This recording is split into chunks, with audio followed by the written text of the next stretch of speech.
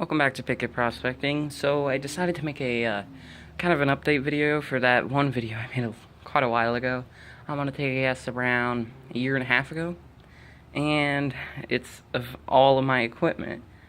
And I just decided to make a follow-up video. Some of the stuff I have is not being shown because one, it's either put up, like the Blue Bowl, that's put up at the moment, and then like buckets, for example, those aren't very cool to show in a video. It's a bucket. And alright, so just wanted to get started. So right there's like the pans, got the super sluice, like the normal size, small size. That's the GPAA pan signed by Steve Pomrenke from Bering Sea Gold. I did that at the gold show. There's one of the vacuum bucket things I got from my grandpa. I showed that in another video. There's the other sluice I got from my grandpa as well. My dog got a hold of the hose, but I just had to get some of that waterproof tape and just put that over and it should be fine. Yeah, it's a nice sluice. I've used it recently. It's kind of wet still, and then I also cleaned it. And then over here we got the Stransport sluice, that one I did a long time ago. I did a video on, that's actually my most viewed video, which is really cool. And then over there we got the metal detector, White's, what's it called? DFX? Yeah, that's right. And then you got the Bullseye 2 pinpointer. And right here we got a bunch of classifiers. So this is the Garrett one. I got this really recently, and it's pretty cool. So it goes all the way from 12 mesh. I don't know if you can see that. There it goes. Yeah, 12 mesh. All the way down to 130 mesh. So it's pretty neat. I think I might have done a video on it. I'm not sure. And then, so I was just showing all the items, but now I'm gonna go in depth with the items. Needs to focus. So here's the little vacuum meant for getting like into the cracks and crevices of like a river, like a dried up river, getting in there, or even in the desert. There's the pan. It really is signed by him. I don't use it anymore because it's signed by him and I don't want to ruin the pan. And then there's just a couple of pans. Pretty much everyone who prospects probably has one of these pans. Don't quote me on that, but I'd put a bet on that. Here's the little sluice, and I used it. My grandpa sent me home with all that dirt. I put it all through this sluice, cleaned it up, re-ran it again, and then I had it all the way down to just this little bag of concentrates. Because I panned it down too, and what was in the pan I put down into the bag. And then this also doesn't have to be a recirculating sluice. It can also be a river sluice if you just attach that. Here's the Stransport one. This one's a nice sluice. This is meant for like big river sluicing. So once you put it down in there, all the dirt runs through, and it's a big sluice because it's meant for a lot of material. This one, if you put it in the river, it can run material, just not as much as like a big one like this. Had that one for quite a while. And here's the White's DFX. This thing is pretty. Yeah, so let me unplug the. Got the headphones plugged in? Yep.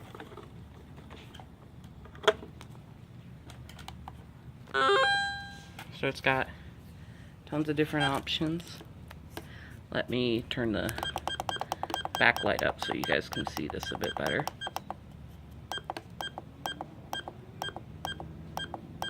There it is. Okay, so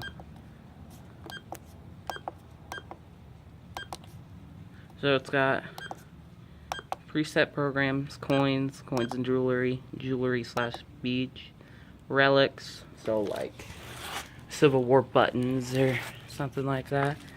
It's got prospecting. I don't know what this is. I think it's just meant for just silver. And then you can make your own and stuff. Yeah, it's an awesome metal detector. I found cool stuff with it at the park. I found a couple of coins in a little dried up pond. Also found half a butter knife, but there's a funny story behind that butter knife. It was actually just a normal butter knife, but I posted it online to the White's web page because they had a little competition. Post your best find, and I just said I found a half of a butter knife in a dried up pond, and I ended up winning that competition. It was just a sticker, but it was still pretty cool that I won. So just over a little butter knife. They probably had pity on me. And then got that little bullseye. I'm thinking about getting maybe one of those Garrett pinpointers. This thing is it's not rapid beeping like those Garretts. Those ones rapid beep once you get closer to the target. But this one is just, because let's say the target is right here and you're digging this way. So it's not going to tell you because it's not going to beep constantly. And ooh, almost missed this one. This thing's a heavy thing. It's meant for crushing down dirt, rocks, and turning it into dirt so you can pan it. This thing's really heavy, but cheaper than one of those giant crushers. My grandpa has one of those. In fact, I'm going back to Nevada soon. I'm going to be hoping to make as many videos as I possibly can there. So once I go back, I'm going to make a ton of videos there so I have content that I can upload to this channel, because I'm wanting to make this channel bigger because I've been looking at it recently. I noticed I hadn't uploaded in quite a while. So I wanted to start uploading way more, because I looked at my channel and I had recently broke 2,000 total views, which is, I didn't think this channel would get this big at all. My most viewed video has 400 views, which is crazy. I mean, I know those numbers seem small to a huge YouTuber, and I just think it's awesome that I'm a mini YouTuber that's getting a bunch of views like that. And I'm just glad that I get to just show some of the stuff and just show prospecting in general, which is an awesome thing to do. Anyways, back to what we were doing here. So there's just a little battery that I can hook up the pump to. This is a nice pump. It's, I should say, it's a little dirty because I used it recently. 2,000 gallons per hour. And it's nice. It's a little Rule 2000. It's nice. Pretty heavy. Yeah, I'm kind of upset because my dog chews up everything. She chewed up the tube that makes this recirculate. I have the recirculating part put up, so didn't think it was very cool to show in the video. Had to make that even. Yeah, this thing's pretty nice as well. And what else do I have? Oh well, the headphones. They are nice headphones. I like it, but the only problem is they're really uncomfortable. And you can't just put any pair of headphones in there, even with an adapter, because the headphones have to be able to do things at a certain tone. So, yeah. And what else do I have?